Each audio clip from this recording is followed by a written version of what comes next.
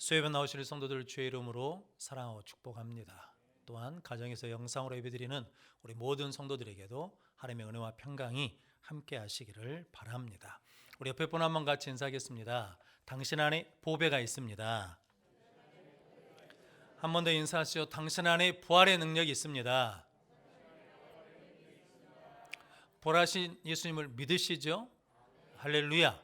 그럼 우리 안에 그 부활의 능력이 함께한 줄로 믿습니다. 그래서 우리에게는 하나님의 능력이 있습니다. 생명의 능력이 있습니다. 소망의 능력이 있습니다.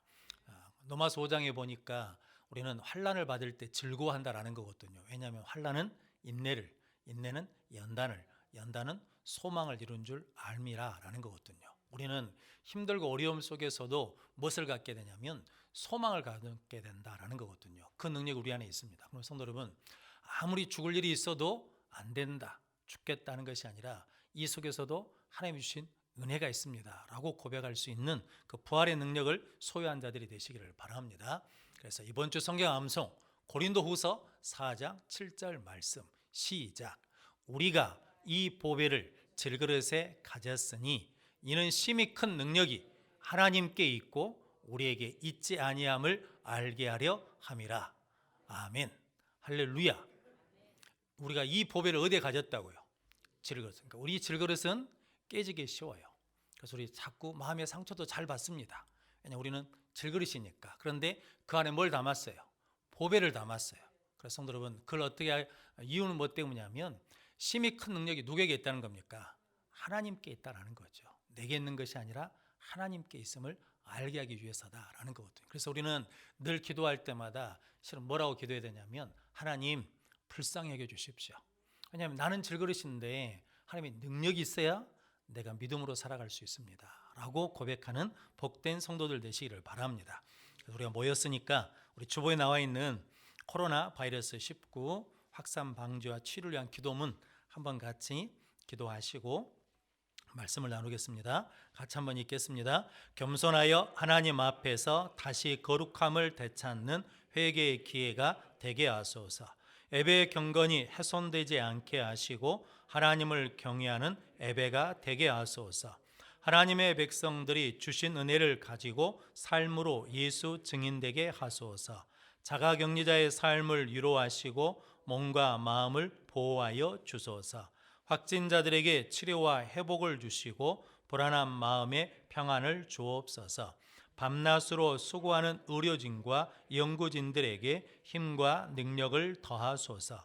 경기 침체로 고통 중에 있는 소상공인들과 저소득층 가정을 위로하시고 힘을 주소서. 전염병이 더 이상 확산되지 않도록 도와주소서. 모든 성도들을 질병으로부터 보호해 주시고 직장과 자녀들의 학교를 지켜 주옵소서. 혐오와 차별, 분노가 그치게 하시고 서로 사랑하며 격려하게 하소서. 교회를 비롯한 국가 지도자들이 한마음으로 위기 상황을 극복하고 지혜롭게 대처하게 하소서. 국가들의 이기적인 결정보다는 모든 나라가 같이 살 수 있는 지혜를 찾게 하소서.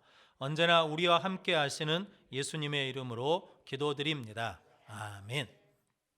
오늘은 고린도전서 15장 1절로 11절 말씀, 부활하신 예수님을 만난 사람이란 말씀으로 함께 은혜를 나누겠습니다. 먼저 주여 말씀하옵소서 같이 하겠습니다. 주여 말씀하옵소서 주의 종이 듣겠나이다. 아멘. 주의 음성이 들려지는 복된 시간이 되시기를 바랍니다. 혹시 예전에 TV 프로그램에 러브하우스라고 기억나십니까? 이렇게 집이 이게 안 좋은 집인데 거기 가가지고 리모델링을 깨끗이 해주는 프로그램이 있었거든요. 그런데 원래는 이 프로그램이 미국에서 시작됐답니다. 그러니까 미국 프로그램을 우리 한국 방송이 리메이크, 복사 따라서 한 거거든요. 그런데 원래 미국 방송에서는 리모델링을 해주는 것이 아니라 아예 재건축을 해준답니다. 그러니까 집이 선택되면 그 집에 가가지고 옛날 집을 다 헐어버리는 거예요. 근데 옛날 집을 헐어버릴 때 원래 집 주인이 그 헐어지는 집을 보면서 막 기뻐하고 즐거워하고 한우성을 지른다는 거예요. 왜 그러냐면 집이 무너지는데도 부숴버린데도 기뻐하는 이유는 뭐 때문에 그러겠습니까? 다시 지어주니까. 누가 지어주냐면 미국에서 가장 유명한 건축 설계자가 설계를 다시 하고 미국에서 가장 유명한 건축 시공업자가 자기 집을 지어주는 거거든요. 그래서 그것이 집이 무너져도 기뻐한다라는 거거든요. 오늘 본문 내용, 바울이 고백한 내용이 그거거든요. 뭐냐면 옛집은 다 뭐 해버린다는 겁니까? 예수 십자가로 다 무너뜨려 버리고 예수 부활로 우리에게 새로운 집을 지어주시는 하나님의 은혜가 내 안에 있다라고 고백하는 거거든요. 그렇게 고백할 수 있는 이유는 뭐 때문이냐면 그가 누구를 만났기 때문에, 부활하신 예수님을 만났기 때문에 옛집이 무너지고 옛사람이 무너지고 새집이 지어지고 새 사람으로 지음받았다라는 거거든요. 그래서 우리는 그렇다 그러면 우리는 옛집을 소유한 사람입니까? 아니면 새집을 소유한 사람입니까?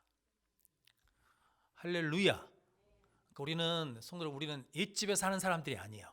그러니까 옛집이 무너진 것에 대해서 애통해하지 않아, 후회하지 않아. 왜냐하면 창조자 하나님께서 우리를 새 집으로, 새 사람으로 부활을 통해서 지어주실 것을 믿기 때문에 즐거워한다라는 거거든요. 근데 성도 여러분, 하나님이 헌집을 부수실 때 이렇게 부수면 손으로 아프잖아요.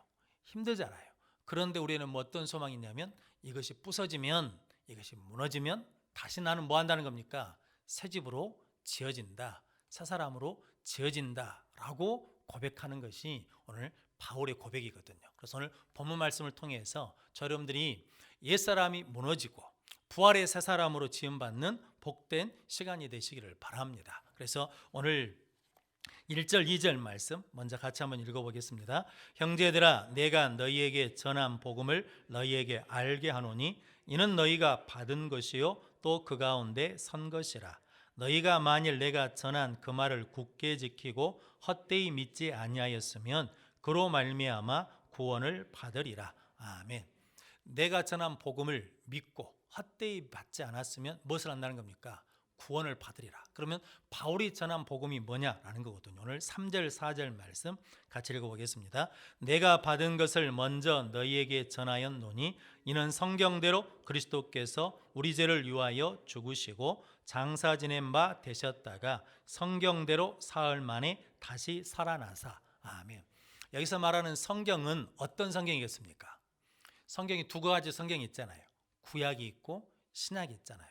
여기서 바울이 말하는 성경대로 죽으시고 성경대로 살아나셨느니라 라고 할 때 이 성경은 어떤 성경이겠습니까? 구약이요, 구약. 아직 신약은 만들어지지도 않았어요. 아직 신약 성경이 없을 때 바울이 성경대로 예수님은 뭐 하시고 죽으시고 성경대로 예수님은 뭐 하시고 살아나셨다라고 뭐가 말씀하고 있다는 겁니까? 구약 성경이 말하고 있다라는 거죠. 그러니까 구약 성경에 중요한 두 가지 메시지가 있는데 그게 뭐냐면 우리에게 구원자를 보내주셨는데 그 구원자는 죽으신다. 그리고 그 구원자는 우리를 위해서 다시 뭐 하신다는 겁니까? 살아나신다라고 성경이 뭐 했다는 거예요? 예언됐다라는 거예요. 그러니까 성경을 읽을 때, 구약 성경을 읽을 때 우리는 이제 무엇으로 읽는 겁니까?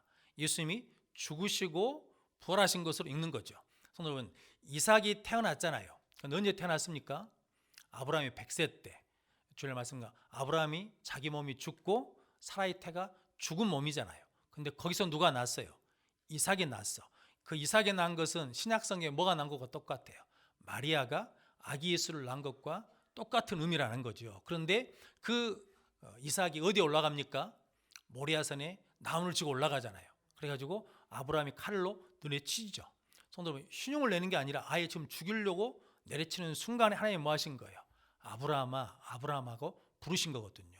그게 뭐냐면 십자가를 지고 올라가는 예수를 상징한다라고 이제 이렇게 봐도 된다라는 거거든요. 그래서 구약의 모든 성경은 예수님이 죽으시고 부활하신 것을 예언하고 계신다라는 거거든요. 그래서 그 말씀대로 다 뭐 했다는 겁니까? 이루어졌다라는 거거든요. 그래서 창세기 3장 15절 말씀에 이렇게 말씀합니다. 한번 같이 읽어보겠습니다. 내가 너로 여자와 원수가 되게 하고 내 후손도 여자의 후손과 원수가 되게 하리니 여자의 후손은 내 머리를 상하게 할 것이요 너는 그의 발꿈치를 상하게 할 것이니라 하시고. 아멘. 이걸 원시복음이라 그러거든요. 그러니까 선악과를 따먹은 다음에 하나님께서 말씀하셨어요. 그러니까 아브라함에게, 아담에게는 너 그럴 애가 아닌데 왜 그랬냐 라고 그러니까 아담이 하와 때문입니다. 하와한테 가지고 이쁜 하와야, 너는 왜 그랬어? 그랬더니 누구 때문이라는 거예요?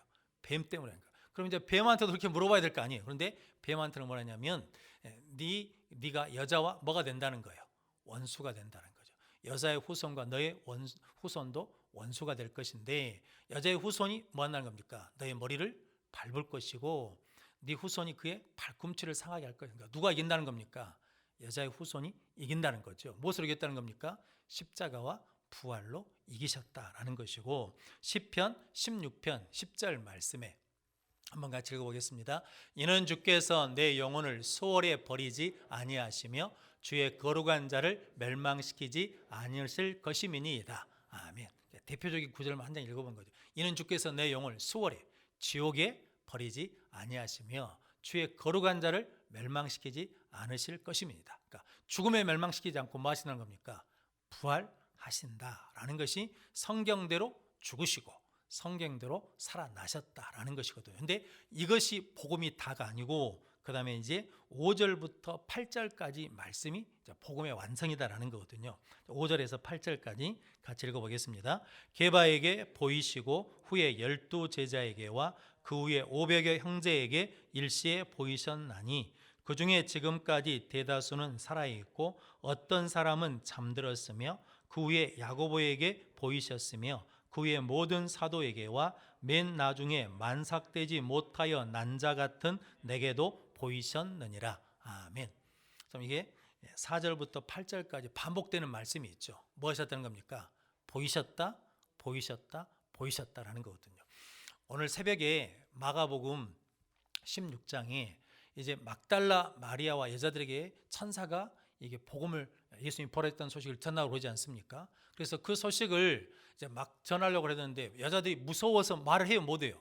못 해요. 그러니까 하나님 예수님께서 보라신 예수님께서 막달라 마리아에게 보이시죠. 그러면서 가서 제자들에게 뭐하라는 거야? 알리라. 그래서 제자들에게 알렸어요. 예수님 부활하셨습니다. 내게 보이셨습니다라고 알렸더니 그들이 듣기는 들어도 믿어요, 안 믿어요? 안 믿어. 손은 그래서 누구에게 보이셨다는 겁니까? 엠마오로 내려가는 제자들에게 보이셨어요. 그랬더니 그들이 나중에 예루살렘에 가지고 예수님 우리가 만났다고 했는데 그들이 믿어요, 안 믿어요? 안 믿어요. 이 정도 안 믿으면 예수님 뭐라고 그러겠어요? 이 뭐뭐한 놈들아, 니들이 믿음이 없냐라고 포기해버리신 것이 아니라 그런데 또 11제자에게 찾아가셔가지고 왜 너희들이 마음이 안악하고 믿음이 없냐 그러면서 그들에게 뭐 하셨다는 겁니까? 보이셨다라는 거거든요. 성도 여러분, 부활의 복음은 듣는 것으로 끝나는 것이 아니라 누가 찾아오신다는 겁니까? 부활하신 예수님이 나에게 보여주시고 보여주실 때 그 복음이 완성된다라는 거거든요. 그래서 누구에게 보이셨다는 겁니까? 게바에게 보이시고 야고보에게 보이시고 만삭되어 나지 못한 내게도 보이셨다라는 거거든요. 게바는 누구냐면 베드로고 야고보는 누구냐면 예수님 동생 야고보거든요. 그리고 만삭되지 못한 자는 누구냐면 바울이거든요. 그런데 이 세 사람의 각각의 특징이 있습니다. 베드로는 예수님을 3년이나 따라다녔는데 예수님이 메시아인 걸 믿습니까? 못 믿습니까? 못 믿어요. 그래서 어디로 가버렸냐면 옛날 고기 잡으러 돌아가 버린 사람이잖아요. 그런데 그 베드로에게 뭐 하셨다는 겁니까? 보이셔서 만나주셨다라는 것이고 야고보, 그러니까 육신의 동생 야고보는 예수님이 장남이시잖아요. 그런데 장남 노릇을 안 해요. 부모를 안 섬겨요. 뭐 아니라고? 복음 전하시라고 돌아다니면서 안 섬기니까 늘 형에 대한 뭐가 있겠냐면 불만이 있겠죠. 저도 장남이거든요. 사형 중에 장남이에요. 우리 아버지가 살아계실 때 누구만 기도해 주냐면 저만 기도해 줘요. 명절 때 모이면 나는 잘 돼야 돼. 우리 동생들도 잘 돼야 돼. 잘 되는 이유는 왜 잘 돼야 되냐면 형을 도와주기 위해서 잘 돼야 돼. 그러니까 우리 동생들이 아버지에 대한 감사한 마음이 있겠습니까? 아니면 우리 아버지는 형만 저런다고는 뭐가 있겠습니까? 불만이 있겠죠. 그러니까 동생 야고보가 그런 마음, 그러면서 메시아로 믿어요, 안 믿어요? 안 믿어요. 그런데 그 야고보에게 뭐 하셨다는 겁니까? 보이셔서 예수님이 메시아인 것을 믿게 해주셨다라는 것이고 바울은 이게 정통 유대인이잖아요. 바리새인 중에 바리새인. 그러면서 뭐냐면 예수 믿는 사람들은 뭐예요? 잡아 죽이는 사람이잖아요. 그런데 그에게 뭐 하셨다는 겁니까? 보이셔서 예수가 부활하심을 통해서 그가 믿는 사람이 되게 주셨다라는 거거든요. 성도 여러분, 부활은 뭐 해야 된다는 겁니까? 복음은 만나야 된다는 거죠. 누구를 만나야 돼요? 십자가 달려 죽으신 예수님, 부활하신 예수님을 만날 때 온전한 복음의 능력이 우리 가운데 일어나게 될 줄로 믿습니다. 그리고 난 다음에 이제 9절에서 11절까지는 이제 부활하신 예수님을 만난 사람의 삶이 이렇게 변화된다라는 거거든요. 성도 예수님을 만난 사람은 다 뭐 했습니까? 변화되었잖아요. 이제 부활하신 예수님을 만난 사람들도 다 뭐 한다는 겁니까? 변화되었는데 특별히 나 바울은 이렇게 변화되었다라고 말해주는 것이 9절에서 11절이거든요. 한번 같이 읽어보겠습니다. 나는 사도 중에 가장 작은 자라. 나는 하나님의 교회를 박해하였으므로 사도라 칭함받기를 감당하지 못할 자니라. 그러나 내가 나된 것은 하나님의 은혜로 된 것이니 내게 주신 그의 은혜가 헛되지 아니하여 내가 모든 사도보다 더 많이 수고하였으나 내가 한 것이 아니요 오직 나와 함께 하신 하나님의 은혜로라. 그러므로 나나 그들이나 이같이 전파함에 너희도 이같이 믿었느니라. 아멘. 예수를 만난, 부활하신 예수를 만난 사람들의 첫 번째 특징이 뭐냐면 오늘 9절 말씀에 나는 사도 중에 가장 뭐라는 거예요? 작은 자다. 원래 사도 바울의 이름은 뭐였습니까? 사울이죠. 사울의 이름의 뜻이 뭐냐면 큰 자거든요.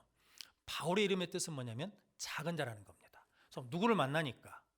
절대자 하나님을 만나니까 그 하나님 앞에 나는 뭐예요? 아무것도 아니에요. 아무것도 아니라는 거죠. 왜냐하면 내가 예전에는 내가 그래도 좀 괜찮은 사람인 줄 알았어. 내가 좀 잘난 사람인 줄 알았어. 잘 나가는 사람인 줄 알았어. 그런데 뭐 앞에 서보니까, 죽음 앞에 서보니까, 죽음 앞에 서면 돈이 필요 있어요? 없어요? 없어요. 권력이 필요 있어요? 없어요? 없어요. 이 세상에 갖고 있는 모든 것이 아무 소용이 없다는 것을 어디서 아는 거예요? 죽음 앞에 서보면 알아요. 그래서 죽음을 준비해야 돼요. 그러니까 죽음 준비하라 그러면 영정사진 찍고 옛날처럼 뭐 수의 준비하고, 이건 장례식 준비하는 것이고, 죽음을 준비한다는 것은 뭐냐면 예수 그리스도를 믿음으로 하나님이 기뻐하시는 삶을 통해서 영생을 소유하는 것이 죽음을 준비하는 거거든요. 그래서 사도 바울이 죽음 앞에, 십자가 앞에 서보니까, 부활하신 주님을 만나보니까 나는 뭐라는 거예요? 작은 자다라는 거거든요. 그래서 성도 우리가 하나님 앞에, 하나님 저는 작은 자입니다. 예수님이 크신 분이십니다. 하나님이 광대한 분이십니다. 라고 고백하는 복된 성도들이 되시기를 바랍니다. 그러면서 자기는 사도라 칭함 받기가 뭐요? 감당하지 못할 자예요. 좀 제가 목사라고 불려지잖아요.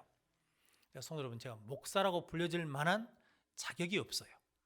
성도 여러분, 장로라고 불려질 자격이 없어요. 권사라고 불려질 자격이 없어요. 집사라고 불려질 자격이 없어요. 성도라고 불려질 자격이 없어요. 성도 여러분, 왜 그러냐면 우리는 뭐니까? 죄인이니까. 성도 여러분, 글을 읽다 보니까 뉴욕에 옛날 시장 파커라는 분이 계셨나 봐요. 그런데 그분 이제 부인 되시는 사모님이 암에 걸리셔가지고 기도하는데 어느 날 하나님이 찾아가지고 물으시더라는 거예요. 너 누구냐? 라고 그러시더라는 거예요. 그래서 저는 파커의 부인입니다. 내가 누구 부인이냐고 물은 것이 아니고 너 누구냐? 그랬더니 저는 새 아이의 엄마입니다. 내가 누구 엄마냐고 물어본 것이 아니고 너 누구냐? 라고 물었다는 거죠. 그러자 그랬답니다. 제가 초등학교 선생님입니다. 네 직업을 물어본 것이 아니고 네가 누구냐? 라고 계속 물어보시더라는 거죠. 계속 대답하다 보니까 그렇게 고백했답니다. 하나님, 나는 죄인입니다. 구원받아야 될 죄인입니다. 하나님, 저는 병들었습니다. 고침받아야 될 병자입니다. 라고 고백했다라는 거거든요. 그래서 우리가 하나님 앞에, 하나님 내가 누굽니까? 너 누구냐라고 물어봤을 때 우리가 뭐라고 대답할 수 있겠습니까? 나는 죄인입니다. 나를 불쌍히 여겨주십시오. 라고 고백할 수 있는 은혜가 누구를 만났을 때, 예수님 만나야, 부활하신 예수님을 만나야 그 고백을 할 수 있다는 거거든요. 여러분들이 이 고백으로 다시 살아나는 능력의 성도들이 되시기를 바랍니다. 그리고 두 번째는 오늘 10절 말씀 한번 같이 읽어보겠습니다. 그러나 내가 나된 것은 하나님의 은혜로 된 것이니 내게 주신 그의 은혜가 헛되지 아니하여 내가 모든 사도보다 더 많이 수고하였으나 내가 한 것이 아니요 오직 나와 함께 하신 하나님의 은혜로라. 아멘. 손으로, 이게 이제 주어가 바뀌었다는 거거든요. 쉬운 말로 하자면 요셉이 그러지 않습니까? 바로 왕이 불러내 가지고 내가 들으니까 너 꿈 해몽을 잘한다며 그랬더니 요셉이 하는 말이 내가 하는 것이 아니라 하나님이 하십니다 라고 고백했거든요. 저는 그래서 믿음 있는 사람, 은혜 있는 사람, 하나님과 함께하는 사람, 예수님을 만난 사람은 뭐냐면 나를 보정하고 누구를 드러낸다는 겁니까? 하나님을 드러낸다는 거죠. 그래서 나의 나 된 것은 내가 노력해서 된 것이 아니고 누구의 은혜라는 겁니까? 하나님의 은혜입니다 라고 고백하고 내가 모든 사도보다 더 많이 수고했는데 내가 한 것이 아니고 무엇이라는 겁니까? 하나님의 은혜가 있어서 더 많이 수고한 것입니다 라고 고백했다라는 거거든요. 성도 여러분, 그래서 부활하신 예수님을 만나면, 우리가 예수님을 만나면 내가 죽고 내 안에 예수가 삶으로 말미암아 예수를 고백하고 예수가 주어되는 인생을 살아가게 될 줄로 믿습니다. 이게 아무것도 아닌 것 같은데요, 굉장히 중요한 이야기입니다. 우리는 십자가에서 예수님과 함께 뭐 했다는 겁니까? 죽었잖아요. 그리고 내 안에 누가 살아요? 예수가 살아요. 그래서 이제는 나를 이야기하니까 내가 주어가 돼서 이야기하지 않고 내 속에 계시는 예수가 주인 되어서 주어되는 삶을 살아갈 때 참된 부활의 믿음을 소유한 능력의 삶을 살아가게 될 줄로 믿습니다. 성도 여러분들, 그렇게 나의 나 된 것은 하나님의 은혜입니다. 내가 다른 많은 사람보다 더 많이 수고한 것도 하나님의 은혜입니다. 하나님의 은혜입니다라고 고백하는 복된 믿음의 성도들이 되시기를 바랍니다. 그러면서 오늘 11절 말씀 한번 같이 읽어보겠습니다. 그러므로 나나 그들이나 이같이 전파하며 너희도 이같이 믿었느니라. 아멘. 자, 예수를 만나면 하는 게 있죠. 누구를 증거한다는 겁니까? 예수를 전파한다는 거거든요. 이걸 다른 말로 하자면 좀 고급스러운 말로 하자 그러면 이제는 나를 위해 살지 않고 누구를 위해 살아요? 예수를 위해 살아요. 이게 저와 여러분들이 회복해야 될 부활의 믿음이거든요. 부활하신 예수님을 만난 사람들은, 그 전의 사람들은 뭐냐면 다 자기를 위해 살았거든요. 그런데 이제는 누구를 위해 산다는 겁니까? 예수를 위해 살아요. 여러분, 이제 내가 직장에 다니는 것도 돈 버는 것이 목적이 아니라 예수님의 영광, 예수님의 이름을 위해서 가서 봉사하는 것이고 일하는 것이고, 가정에서 가족들을 섬기는 것도 이제는 누구를 위해 섬기는 겁니까? 예수를 위해서 섬기는 것이고 예수님께 하듯이 하게 된다라는 거거든요. 우리가 예수님께 하듯이 우리 모두를 이렇게 섬긴다 그러면 어떻겠습니까? 엄청난 일이 일어나겠죠. 그렇지 않겠습니까? 예수님이 나를 어떻게 대해 주셨습니까?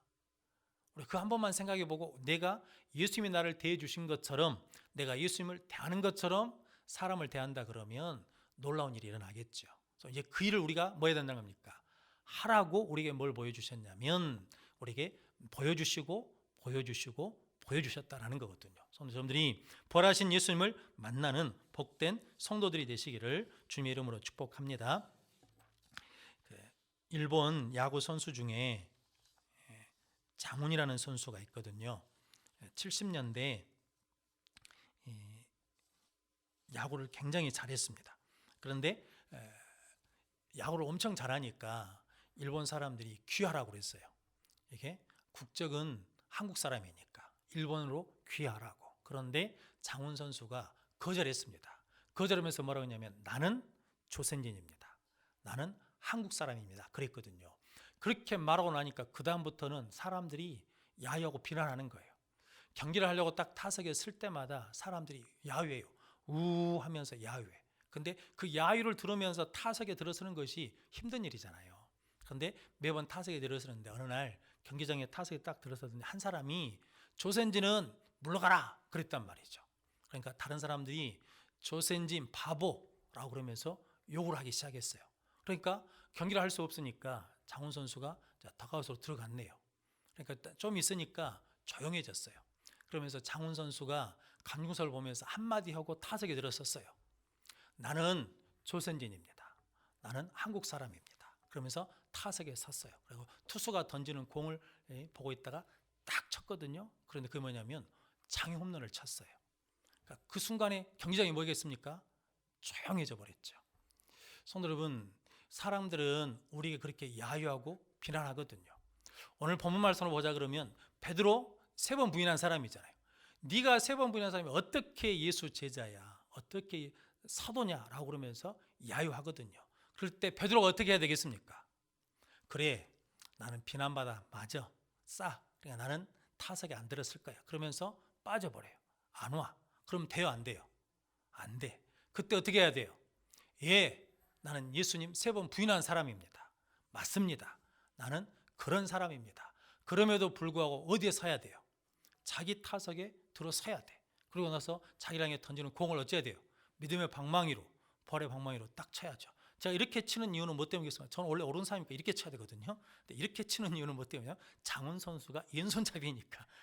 근데 성도 여러분, 야고보에게 야 너는 육신의 동생이면서도 어떻게 형을 못 알아보냐? 어떻게 그렇게 안 믿어주냐? 라고 했을 때 야고보가 뭐라고 그래야 되겠어요? 나는 사람도 아니요, 세상에 형도 못 알아봐 이러면서 나는 타석에 안 들어선다. 그럼 문제잖아요. 그런데 맞아, 그래요, 맞습니다. 나는 형을 그리스도도 못 알아봤어요. 나는 그렇게 부족한 사람이었어요. 그런데도 하나님이 나를 이곳에 세우셨으니까 그 타석에 서서 이게 던지는 공을 뭐 해야 돼요? 쳐야죠. 성도 여러분, 바울에게 그럴 수 있잖아요. 이끼 나쁜 놈, 네가 그렇게 예수 믿는 사람들 잡아가고 감옥에 가뒀던 사람 아니냐? 그런데 네가 어떻게 염치도 없이 그 자리에 서냐라고 할 때 그때 뭐라고 말해야 돼요? 예, 맞습니다. 저는 예수 믿는 사람들 잡아가둔 사람입니다. 죽음에 넘겨준 사람입니다. 맞습니다. 그런데 하나님의 은혜로 내가 이제 서 있습니다. 라고 그러면서 뭐 해야 돼요? 공을 보고 딱 쳐야죠. 김창우라는 교수가 있어요. 이게 제주도 분이거든요. 근데 아버지가 청각 장애인입니다. 그 아버지가 늘 부끄러웠대요. 우리 아버지가 청각 장애인 것이 부끄러워요. 그래서 아버지가 청각 장애이니까 이게 엄마하고 이게 소통이 잘 안 되니까 늘 싸우더라는 거죠. 엄마 아빠가 싸워. 그러니까 엄마 아빠가 싸우는 거에 대해서 늘 싫어했다라는 거거든요. 그래서 이제 좋은 대학교 가가지고 그 좋은 대학교 안에 이제 명찰 하나 달려고, 나는 어디 대학교 나왔습니다라고 하는 그 간판에 자기를 숨기려고 끊임없이 좋은 대학교 가려고 했는데 떨어졌대요. 재수했는데, 근데 재수를 하는데 4년제 대학 갈 자격이 없더래요. 자신이 없어. 그래서 어디 갔냐면 전문대를 썼답니다. 근데 전문대에서 떨어졌대요. 이래는 안 되겠다라고 그래가지고 죽으려고 제주도의 탑동이라는 이게 해변가에 가가지고 방파제 가서 이렇게 앉아 있었답니다. 뛰기만 하면 바다에 빠져 죽는 거대요. 그런데 저쪽 좀 있는 데서 한 여자가 서 있더래요. 젊은 여자가 단발머리, 하얀 한복을 입고 있더래. 그런데 딱 있는 그 사람이 갑자기 물로 푹 빠져버리더래요. 그러니까 근데 분명히 형상은 봤대, 사람 형상. 근데 어느 순간에 싹 형체가 없어지대요. 물에 빠진 소리도 안 들리더라는 거죠. 뭘 봤겠습니까? 귀신 같은 걸 본 거예요. 그러니까 김창욱 씨가 그랬대요. 아유, 무서운 데서는 못 죽겠다. 그래가지고 무서움이 없는 데 가서 죽어야 되겠다. 그래가지고 거기를 떠나왔대요. 그래가지고 뭐냐면 삼수해가지고 대학교를 들어갔답니다. 근데 삼수할 때, 그러니까 왜 죽으려고 그랬냐면 처음으로 엄마가 나를 부끄러워한다라는 느낌을 받았대요. 그러니까 떨어져서 죽을 생각을, 자살할 생각을 안 했는데 부모가 나를 부끄러워하는구나 라는 생각이 들어서 죽으려고 했다라는 거거든요. 그런데 말씀드렸던 장훈 선수 이야기를 들었대요. 그리고 그래, 내 인생 우리 아버지 청각 장애인이다. 그래, 우리 아버지 엄마 관계 늘 싸우는 사람들이다. 그래, 나 재수하는 사람이다 라고 자기를 뭐 해보니까 인정해 버리니까, 그러고 난 다음에 다시 삶의 자리에 와서 자기 타석에 섰더니 지금 이게 강의하는데 탑 클래스에 들은 사람이거든요. 우리도 다 그러지 않습니까? 우리 실패한 경험이 있거든요. 상처한 경험이 있거든요. 잘못한 실수들이 있거든요. 그때 마귀는 네가 그래가지고 되겠냐라고 하면서 끊임없이 우리를 공격하거든요. 어디에 못 서도록, 믿음의 자리에 못 서도록, 믿음의 타석에 들어가지 못하도록. 근데 그때 우리는 뭐 해야 돼요? 맞습니다. 그렇습니다. 나는 그런 사람입니다. 그럼에도 나는 무엇으로? 하나님의 은혜로 된 사람입니다. 라고 그러면서 부활의 믿음의 자리에 서서 세상에 나에게 던지는 공을 믿음으로 치면 우리도 장애 홈런을 치는 능력의 삶을 살아가게 될 줄로 믿습니다. 그래서 히브리서 11장 6절 말씀에 이렇게 말씀합니다. 같이 한번 읽어보겠습니다. 그들이 이제는 더 나은 본향을 사모하니 곧 하늘에 있는 것이라. 이러므로 하나님이 그들의 하나님이라 일컬음 받으심을 부끄러워하지 아니하시고 그를 위하여 한 성을 예비하셨느니라. 아멘. 저는 저 말씀이 참 좋습니다. 하나님이 그들의 하나님이라 일컬음 받으심을 부끄러워하지 아니하시고. 성도 여러분, 하나님이 나는 변영원의 하나님이시다 라는 것에 부끄러워하지 않으신다는 거죠. 나는 유성현 집사의 하나님이다 라는 것을 부끄러워하지 않으신다는 거거든요. 하나님이 나의 하나님 되신 것을 부끄러워하지 않으신다는 거거든요. 할렐루야. 그럼 여러분들이 세상의 기준 가지고 누가 우리를 공격할 때마다 부끄러워하시면 안 됩니다.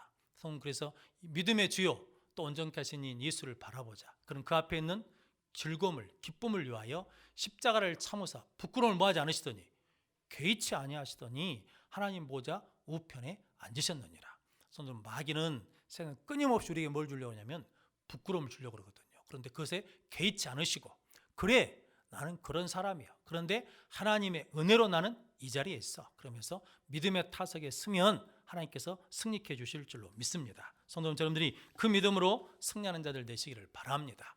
이번 주 성경 말씀에 고린도후서 4장 7절로 10절 말씀 기억나십니까? 이 보배를 질그릇에 가졌으니 이는 심히 큰 능력이 하나님께 있고 우리에게 있지 아니함을 알게 하려 함이라. 우리가 사방으로 우겨쌈을 당하여도 쌓이지 아니하고 답답한 일을 당하여도 낙심하지 아니하고 박해를 받아도 버림받지 아니하고 거꾸로됨을 당하여도 망하지 아니하고 우리가 항상 예수의 죽음을 몸에 짊어짐은 예수의 생명이 또한 우리 몸에 나타나게 하려 함이니라. 아멘. 이 말씀을 전해야 돼요. 무엇으로? 말로뿐만 아니라 우리 삶으로 전해야 돼요. 우겨쌈을 당하여도 쌓이지 않는 부활의 능력을 전파해야 돼요. 답답한 일을 당하여도 낙심하지 않는 그 부활의 능력을 전해야 돼요. 박해를 받아도 버림받지 않는 그 부활의 능력을 전해야 돼요. 성도 여러분, 거꾸로 팀을 당해도 망하지 않는 것을 뭐 해야 돼요? 보여줘야 돼요. 할렐루야. 그래서 여러분들이 이제 우리는 누구를 믿습니까? 부활하신 주님을 믿습니다. 부활하신 주님을 만났습니다. 성도는 만나기를 소망하면서 이제 여러분들이 이제 나는 작은 자이지만 하나님의 은혜로 되었습니다. 그래서 이제는 예수 그리스도의 부활을 믿는 믿음으로 우리는 망하지 않습니다.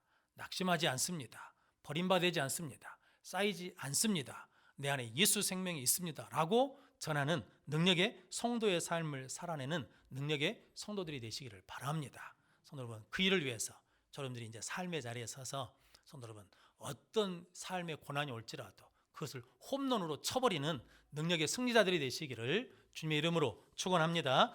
기도하겠습니다. 거룩하신 아버지 하나님 감사합니다.